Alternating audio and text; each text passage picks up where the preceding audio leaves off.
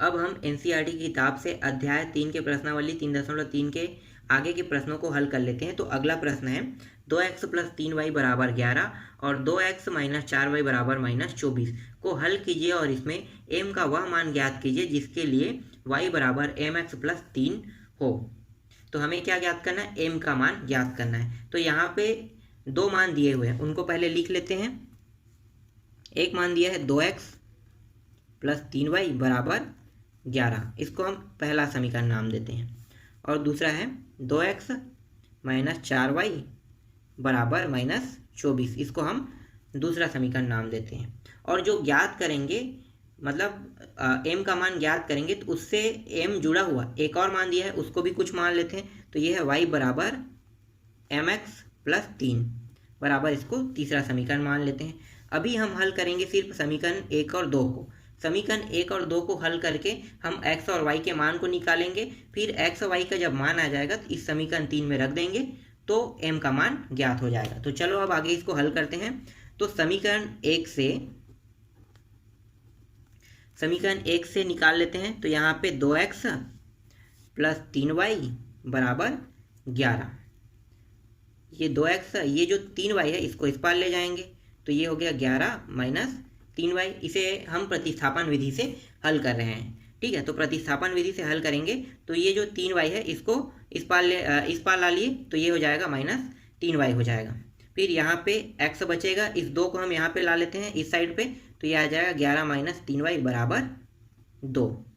अभी हमने यहाँ पे क्या क्या किया? एक तो हमने पक्षांतर विधि का उपयोग किया और दूसरा हमने तिर्यक गुणा विधि का उपयोग किया। पक्षांतर कब होता है और तिर्यक गुणा कब होता है? तो जब कोई मान जुड़ा हो या घटा हो, ठीक है, जोड़ने का चिन्ह लगा हो या घटाने का चिन्ह लगा हो तब वो पक्षांतर होता है। तो देखो यहाँ पे जो प्लस में लगा है 3y जुड़ा हुआ है किसके साथ? 2x के साथ, इसलिए क्या किए हमने इस मान को पक्षांतर कर दिए, ठीक है। अब यहाँ पे गुणा के रूप में है, तो गुणा के रूप में है तो यहाँ पे तिर्यक गुणा नियम उपयोग होगा। तो तिर्यक गुणा नियम क्या होता है? जो भी मान लगा होता है उसके साथ गुणा के रूप में ये आ जाता है। तो यहाँ पे गुणा के रूप में आ गया, ठीक। ये आपको समझ में आया? आगे बढ़े हम। ये जो x का मान प्राप्त हुआ है उसको हम रख देते हैं समीकरण 2 में। तो यहाँ पे लिखो समीकरण 2 में x के मान को रखने पर समीकरण 2 है 2x - 4y = -24। x का मान रख देते हैं तो x का मान है 11 - 3y / 2 और यहाँ पे है 4y = -24। यहाँ पे 2 है, यहाँ भी 2 है, दोनों 2 कट गया, बचा क्या? 11 - 3y। तो यहाँ पे लिखो 11 - 3y - 4y = -24। इन दोनों को जोड़ देंगे तो ये हो जाएगा 7y हो जाएगा और ये जो 11 है उस पार चला जाएगा पक्षांतर होके, तो ये हो जाएगा -24 और -11 प्लस में है तो उस साइड जाके क्या हो जाएगा? पक्षांतर होके माइनस में आ जाएगा। तो यहाँ पे ये हो जाएगा -7y बराबर, माइनस में जुड़ गया तो ये हो गया माइनस और ये 5, 4 1 5 और ये हो गया 2 और 1 3, तो ये प्राप्त हो गया 35। दोनों से माइनस कट गया तो दोनों से माइनस कट जाएगा तो ये हो जाएगा यहाँ पे y बराबर, चलो यहाँ पे अभी यहाँ पे काट देते हैं माइनस को, तो ये -35 और -7। तो देखो यहाँ से अब कट जाएगा माइनस माइनस, तो y का मान क्या प्राप्त हो जाएगा? 7 एकम 7 पंचे, तो y का मान प्राप्त हो गया 5, ठीक। यहाँ तक समझ में आ गया। अब क्या करेंगे? y का मान तो निकल गया, अब y के मान को हम चाहे समीकरण 1 में रखें चाहे समीकरण 2 में रखें, x का मान निकल जाएगा। तो हम y के मान को रख देते हैं समीकरण 1 में। तो यहाँ पे लिखो y के मान को समीकरण 1 में रखने पर समीकरण 1 क्या है? 2x + 3y = 11। तो ये हो गया 2x + 3, y का मान कितना निकाले? 5, तो 5 को रख दिए y के स्थान पे और ये हो गया 11। तो ये हो गया 2x + 5 दिया 15 = 11। 2x इस 15 को उस पर पक्षांतर कर देंगे तो 11 और ये उस साइड जाके क्या हो जाएगा? -15 हो जाएगा। तो ये आ गया 2x बराबर, यहाँ पे घटा दिए तो घटाने पे -4 प्राप्त हो जाएगा। फिर ये x को यहीं पे रखो और ये जो 2 है इसको इस साइड ला लेते हैं तो क्या होगा? तिर्यक गुणा के रूप में नीचे आ जाएगा, ठीक है, तिर्यक गुणा कब होता है? जब गुणा के रूप में रहता है तभी ये तिर्यक गुणा के रूप में नीचे आता है। तो यहाँ पे x बराबर 2 एकम 2 दूनी, तो -2 प्राप्त हो गया x का मान। तो हमें x और y के दोनों मान मिल गए हैं। अब हम क्या करेंगे, x और y के जो दोनों मान प्राप्त हुए उसे हम समीकरण 3 में रख देते हैं। तो समीकरण 3 क्या ये है, तो यहाँ पे रख दो। तो यहाँ पे पहले आपको लिखना होगा x और y के मान को समीकरण 3 में रखने पर, ठीक है, 3 में रखने पर 3 है y बराबर mx प्लस 3, यही है समीकरण 3। y का मान 5 प्राप्त किए थे तो y के मान को यहाँ पे 5 लिख देते हैं। और ये हो गया m, x का मान कितना निकाले, -2, तो ये हो गया -2 प्लस 3, तो ये हो गया 5। इस 3 को इस पर पक्षांतर कर देंगे तो प्लस है तो माइनस हो जाएगा, और ये हो जाएगा -2m हो जाएगा गुणा करने पर। तो यहाँ पे प्राप्त हो गया 2 बराबर -2m। यहाँ पे -2 को इस पर पक्षांतर इस पार ला लेते हैं तिर्यक गुणा के रूप में, तो ये आ गया 2 और -2 बराबर यहाँ पे बचा क्या, m। 2 एकम कट गया और यहाँ पे माइनस है तो -1 प्राप्त हो जाएगा यहाँ पे, और m का मान यहाँ पे निकल गया -1। ठीक, ये समझ में आया आपको?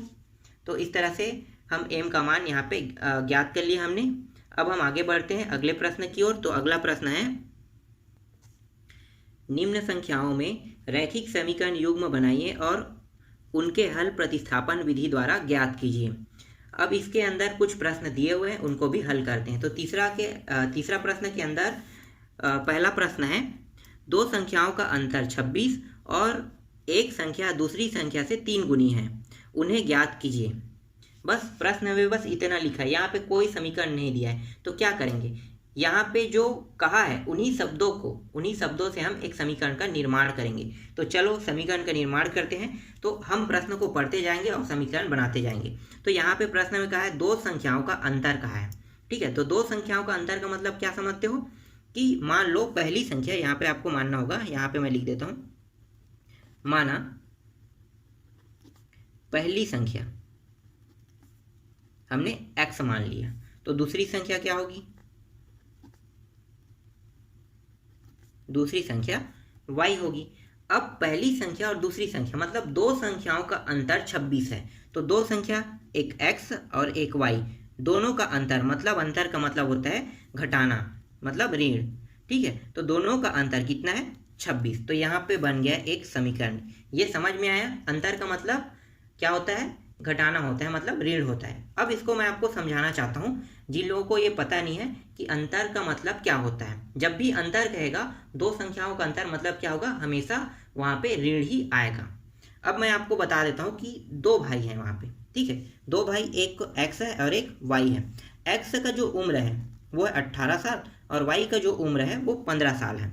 तो दोनों का अंतर बताइए, अंतर मतलब डिफरेंस, कितने साल का अंतर है। तो देख लो, यहाँ पे घटा देंगे तो प्राप्त हो जाएगा 3। तो अंतर कितना आ गया, 3 आ गया। तो इसी तरह से ये बना है प्रश्न, ठीक, समझ में आ गया होगा। अब आगे बढ़े, अब ठीक है, आगे क्या कहे, और एक संख्या दूसरी संख्या से 3 गुनी है। तो एक संख्या क्या है, x है, और दूसरी संख्या क्या है, y है। तो पहली संख्या दूसरी संख्या से 3 गुनी है, तो पहली संख्या x है और दूसरी संख्या y है। y जो है, x जो है वो दूसरी संख्या से 3 गुनी, मतलब ये रहा 3 गुना, ठीक। तो इसको हम दूसरा समीकरण नाम दे देते हैं। ये समझ में आ गया कैसे बना है। आगे बढ़े। अब ये जो यहाँ पे देखो, हमें x का मान को अलग से निकालने की जरूरत नहीं, यहाँ पे डायरेक्ट x अकेला है, x का मान क्या आ गया, 3y। तो समीकरण जो 2 में x का जो मान है इसको हम डायरेक्ट समीकरण 1 में रख देते हो। तो यहाँ पे लिखो समीकरण 1 में x के मान को रखने पर, तो ये हो गया x माइनस वाई बराबर 26। x का मान है 3y माइनस ये y है बराबर 26। घट जाएगा ये, तो कितना प्राप्त होगा, 2y होगा, और ये हो गया 26। फिर ये y बराबर, ये तिर्यक गुणा होके 26 के नीचे में आ जाएगा। तो ये हो गया y बराबर 2 एकम और 2 तिया, तो y का मान यहाँ पे प्राप्त हो गया 13। ठीक, अब क्या करेंगे, इस मान को चाहे तो आप समीकरण 1 में रखो, चाहे समीकरण 2 में रखो, x का मान निकल जाएगा। तो यहाँ पे हम लिख लेते हैं x के मान को y के मान को समीकरण 2 में रखने पर ठीक है, यहाँ पे इस बार हम 2 में रख रहे हैं। x में भी रखें 1 में भी रखेंगे तो भी मान यही प्राप्त होगा, जो हम 2 में रखेंगे वही मान x में भी प्राप्त होगा। तो चलो मानों को निकाल लेते हैं। तो ये हो गया x बराबर 3y, तो x बराबर 3 गुणित 13, तो x का मान हो जाएगा 3 गुणित 13, तो 13 26 13 39, तो ये प्राप्त हो गया 39। तो x का मान प्राप्त हो गया हमें 39। ठीक, ये समझ में आया आपको। अब हम दूसरा प्रश्न को हल कर लेते हैं। तो दूसरा प्रश्न है, दो संपूरक कोणों में बड़ा कोण छोटे कोण से 18 डिग्री अधिक है, तो उन्हें ज्ञात कीजिए। हमें ज्ञात करना है दोनों कोणों का मान। अब यहाँ पे संपूरक कोण का है, तो संपूरक कोण का मतलब क्या होता है, यहाँ पे मैं आपको बताना चाहूँगा। यहाँ पे एक रेखा है, ठीक है, ये जो रेखा है अगर कोण में माना जाए तो ये क्या है, 180 अंश का है। अगर इसे मैं 2 भागों में डिवाइड कर देता हूँ कुछ इस तरह से, ठीक है, जैसा करना चाहो आप कर सकते हो डिवाइड, यहाँ पे किसी प्रकार की कोई रोक टोक नहीं है। तो यहाँ पे मैंने इसको 2 भागों में डिवाइड कर दिया, इस वाले भाग को मैंने x और इस वाले भाग को मैंने y रखा। अगर मैं दोनों कोणों को जोड़ूंगा, ठीक है, एक क्या है, ये न्यून कोण है और ये अधिक कोण है, न्यून कोण और अधिक कोण को जोड़ दो तो दोनों का योग कितना आएगा, 180 अंश। तो इसमें कहा है कि दो संपूरक कोण का है, तो यहाँ पे मान लो, यहाँ पे हम लिख लेते हैं, माना दो संपूरक कोण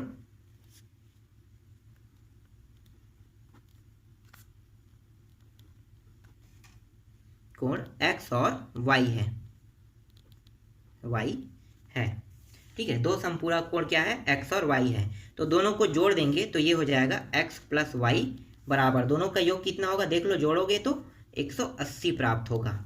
ठीक है, दोनों संपूरक कोणों का योग 180। उसके बाद क्या कहा है कि बड़ा जो कोण है वो छोटे कोण से 18 अधिक है। तो बड़ा कोण क्या है, x है, और छोटा कोण है y जो है वो बड़ा कोण से 18, x जो है वो y से 18 अधिक है, मतलब छोटे कोण से 18 अधिक है। तो यहाँ पे हम डाल देंगे 18। ठीक है, इसको हम समीकरण 1 नाम देते हैं, इसको हम समीकरण 2 नाम दे देते हैं। ठीक, यहाँ तक आपको समझ में आ गया। अब हम क्या करेंगे, ये जो समीकरण 2 में x का मान है इसको हम यहाँ पे डायरेक्ट रख देंगे, तो यहाँ पे रख दो।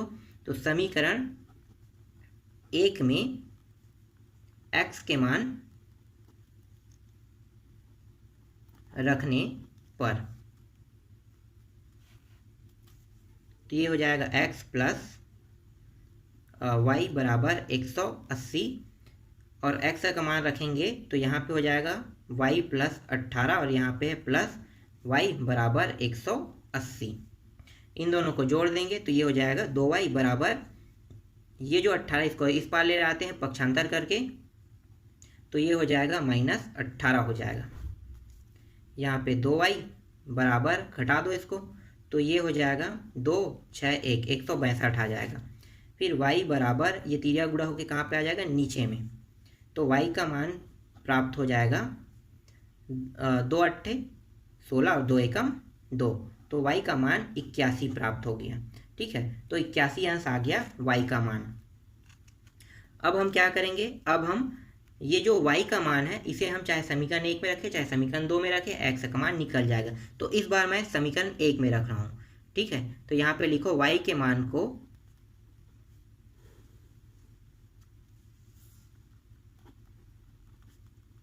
समीकरण 1 में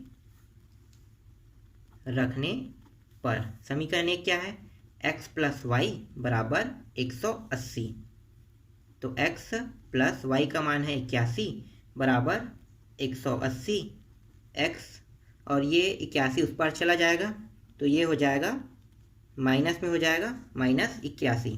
तो यहाँ पे x का मान प्राप्त हो गया, घटा देंगे तो ये 9, और यहाँ पे ये भी 9 प्राप्त हो जाएगा, तो 99 आ गया। तो x का मान प्राप्त हो गया हमें 99। ठीक, समझ में आ गई ये। तो यहाँ पे x और y के दोनों मान निकल गए, और x और y के मान को ही निकालने के लिए इस प्रश्न में कहा है, तो ये इसका आंसर है। अगला प्रश्न बना लेते हैं अब।